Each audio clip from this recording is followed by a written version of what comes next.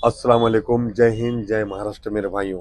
आज नांदेड़ शहर में जिस तरीके से फाइनेंस वालों ने अपना नंगा नाच शुरू किया है और जिस तरीके से लोगों को सता रहे हैं, जान से मारने की धमकी दे रहे हैं, इस तरीके का माहौल नांदेड़ में बना हुआ है। कई दफ़ा हमने देखा है फाइनेंस वालों ने कईयों को धमकी दिए, किसी को उठा कर लेके गए, कई बार उन पर गुना दाखिल हुआ जो फाइनेंसर है। मगर कहीं देखा जाए तो नांदेड़ शहर में गोर गरीब जो इंसान है, ऑटो वाला है, वो अपनी मजबूरी के लिए पैसे लेता है, डायरी बनाता है, मगर किस तरीके से उसे बेवकूफ़ बनाया जाता है। 20,000 की अगर से डायरी बनाता है तो उसे 16,000 दिए जाता है और उस करने से रोज़ 400 रुपये भर कर लेते हैं। अगर से वो एक दिन नहीं देता है तो दूसरे दिन वो डबल पैसे हो जाते, तीसरे दिन टिबल, इस तरीके की वो 10,000 या 20,000 के लाख लाख रुपए बना देते हैं। तो लोग कहीं जाकर आत्महत्या करने को मजबूर हो जाते हैं और उस तरीके का हालात बन जाते हैं।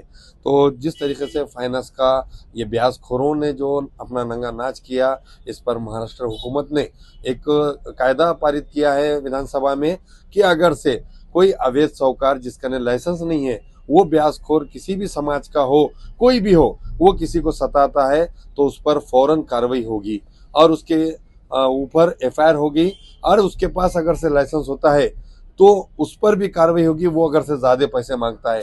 इसलिए मुख्यमंत्री ने क्या कहा ये जरूर सुने। खाजगी सावकारांच्या संदर्भात दोन प्रकार आहेत. एक लायसन्स खाजगी सावकार आहेत, बाकी अवैध सावकारी करणारे आहेत. दोन्हीच्या संदर्भात अवैध सावकाराचे तर सगळे जे काही त्यांनी दिलेले कर्ज आहेत ते अवैधच आहेत. त्यामुळे त्या संदर्भात आमची अपील असेल की जर अशा प्रकारे कोणाला प्रताडित केलं जात असेल तर त्यांनी तक्रार करावी. आम्ही तक्रार घेऊ आणि त्या सावकारावर कारवाई करू. जो लायसन्स्ड सावकारी करतो आहे त्यांनीही नियमापेक्षा जास्त त्या ठिकाणी जर वसुली केली असेल किंवा जो काही आपला व्याजाचा दर ठरलेला आहे, दामदुपटीचे जे काही नियम आहेत, या सगळ्या नियमांच्या विपरीत जाऊन जर कुठल्या लायसन्स सावकाराने अशा पद्धतीने कोणावर कर्ज लादलं असेल त्यांनीही तक्रार करावी. आम्ही कारवाई करून नियमानुसार त्या ठिकाणी त्यांना पूर्ण रिलीफ देऊ आणि अशा प्रकारे चुकीचं जर काम कोणी करत असेल तर त्यांचा सावकारीचा लायसन्स देखील रद्द होईल आणि फौजदारी कारवाई देखील त्या ठिकाणी करण्यात येईल हा विश्वास मी देतो. आणि या संदर्भात या सभागृहात सांगितल्यानंतर सर्वांना समजतं. तथापि याला अधिक प्रसिद्धी कशी देता येईल जे आपण सांगितलं तोही प्रयत्न केला जाईल.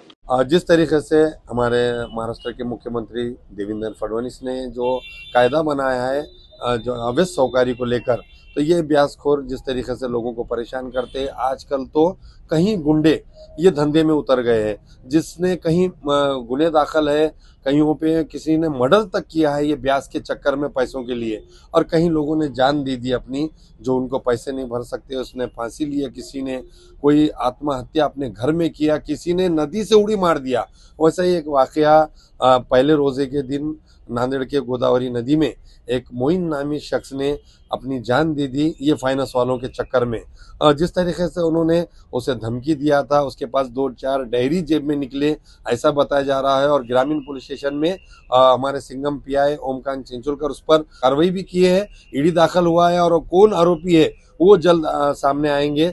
मगर जिस तरीके से ये लोग मर रहे हैं, दाम दुपट टिपट ले लेते हैं, 10,000 के लाख लाख रुपए बनाते हैं, ये फाइनेंसरों पर कड़ी कार्रवाई होना चाहिए जिनकी वजह से लोग जान दे रहे हैं, ये कहीं ना कहीं रुकना चाहिए। इसीलिए महाराष्ट्र के मुख्यमंत्री ने विधानसभा में कहा कि इन साहूकारियों पर जिनके पास लाइसेंस है उन पर भी कार्रवाई होगी अगर से वो सताते हैं, फौरी हमें जो निवेदन तकरार दे, और जो इलीगल है वो भी अगर से गुंडे सताते हैं तो इन पर भी कार्रवाई होगी और इन पर भी जो है तो एफआईआर होगा। और आप जो है पुलिस स्टेशन में जाकर इनके खिलाफ निवेदन दे और फाइनेंस वालों को सबक सिखाना जरूरी है। जो स्थानीय नेता रहते ये भी खामोश है, क्योंकि इनके एरियो में किस तरीके से गोर गरीबों को ये ब्याज से पैसा देकर उससे डबल टिबल कर देते हैं और बाद में उसको ब्याज से पैसे नहीं देने पर उसको धमकी देते हैं और वो मर जाता है। ये किसी की भी जान नहीं जाना चाहिए। इस तरीके का हालत नांदेड़ में बंद होना चाहिए और आगे भी हम जिस तरीके से फाइनेंस वाले ये जो भी फाइनेंसर ब्याज वाले जो गलियों में आजकल दे रहे हैं, हर कोई दे रहा है पैसा, हराम की कमाई हो जाती है, डबल देते हैं, घर में लेते हैं, बाद में 4 टाइम 5 टाइम नमाज पढ़ते हैं और ब्याज का धंधा करते हैं। ये कहीं ना कहीं रुकना चाहिए। इसीलिए मुख्यमंत्री ने जो कायदा है इसमें आप सभी जो है इसका फायदा उठाइए और जो भी अगर से आपको सताता है फाइनेंस का उस पर कार्रवाई कीजिए और ना आत्महत्या नहीं करना चाहिए, कुछ भी नहीं, जो भी है आप पैसा उनका जो लिए वो आप दीजिए। नांदेड़ से मैं शेख याया, माझा महाराष्ट्र।